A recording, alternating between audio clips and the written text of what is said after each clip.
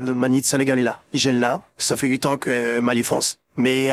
li may liggéey France yëpp musuma fàtte sama dëkk. Lépp li ma def. Je voulais juste investir au Sénégal. Je voulais tout le temps investir au Sénégal. Parce que loolu moo nekkoon sama mbébét bu njëkk. À chaque fois damay naan foo ma am li ma de Sénégal loo xamante ni xale yi dinañ ci mën a gars yi dinañ ci mën a gis seen bopp. Mais à chaque fois que ma investir si dara foofu dañ may arnaquer à chaque fois. Et c'est pas la première fois ni la deuxième fois. Ñun immigré yi dañoo sonn trop te gars yi ñoo war a jàppale. Ñun te bu ñu génnee suñu famille ñoo tax. Mais aussi bu ñu génnee aussi Sénégal moo tax ñu génn. ndax saa yi ñu demee yàgg dinañ dellusiwaat ndax suñu dëkk moo ñu ñor suñu développement dëkk moo ñu ñor te développement dëkk boobu noonu je pense que immigré yi ñu si contribué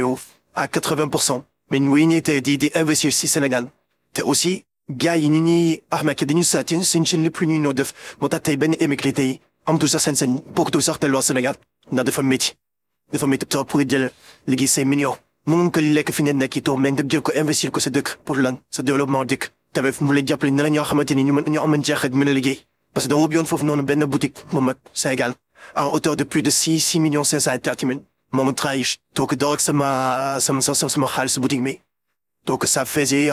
il ma ko ubbi léegi ça fait plus de 7 mois en fait donc il a jamais versé il n'a jamais fait quoi que ce soit et moi tellement plaisir que je suis ma amoon confiance ci moom amoon lépp ne ko doxalal léegi saa ma ñëwee yi dafa amaat talento nekk moom ngi doon préparer plan en métaux. Donc liggéeyu 7 mois voire 8 mois dajale lépp ànd ak moom dem donc il est parti avec plus de 15 millions et quelques de francs CFA. Depuis boobu léegi su ma ko neex donc depuis boobu léegi suñu ko ça fait bientôt 1 mois bu mu limee ak lii buutaan bii ñuy kii def nañu amateur et tout ñu defee amateur il a laissé là-bas une valeur de 2 millions à lu teg même pas 2 millions et demi loolu dafa bàyyi comme xaalis mekk comme marchandise décide daf ko yóbbu mais yan yàlla nag yan na ko yàlla ni si jàmm ndax man ni ko mi ngi ko def mën na ko def keneen may ñaan yàlla nag yàlla ko yàlla nit ak jàmm parce que instant ñun immigré yi sonn nañ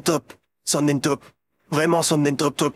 salaamaaleykum dalee na jàmm confiance moo nekk base relation boo gis Modou bi dafa am confiance ci xaritam looloo tax mu jël alal gu bëri pour ni liggéey ñoom ñaar waaye loolu yëpp ab mbetteel la ci jëlee dafa jël lu toll ci 6 millions de francs CFA jox ko waa ji pour waa ji ubbil ko boutique waa ji nag daal di ubbi boutique lépp di marché macha allah boutique bi daal di jóge ci 6 millions dem ba ci 15 millions ci seen dernier calcul Modou mi nag daal di kontaan ci mbir wi parce que am na loo xamante ne investir na ko Sénégal am ci loo xamante ni nit mën na see jàpp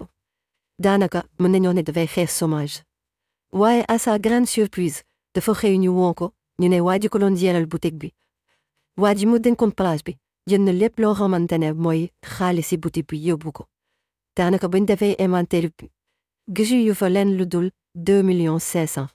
loolu nag plongé Modou yu ci benn tiitange bu metti au-delà de xaalis bu waa ji yóbbu waa ji yaakaaram la tas tey tas na tamit confiance bu mu mën a am ci doomu aadama parce que xel xaatuloon benn yoon waa jooju noonu def ko lu mel noonu ça fait à peu près 1 mois waaye bu mu vidéo boutique yi wa dem waa Modou bi nag moo ngi war a waa ji mun ko gis mais ba léegi nii amul nouvelle situation bu mel nii de plus en plus ñu ngi koy gis mu Sénégal yi bëri ñoom yi jël seen xaalis di ko investir Sénégal bi jël di ko jox seeni mbokk seeni xarit pour ñu liggéey seeni mbokk yi wala seeni xarit taa di koy détourné di ko def si leneen te mujj bi dara du leen si fekk mbir mi nag doon affaire bu war a interpeller ñëpp ñu leen di laaj lan mooy solution pour phénomène yu mel nii ana lan mooy doon seen réaction su tekkee ne seen mbokk dal défendre lu mel nii question yooyu noonu yëpp dañuy bàyyi ngeen jox ñu ko à travers commentaire sur ce ñu leen di wax ba beneen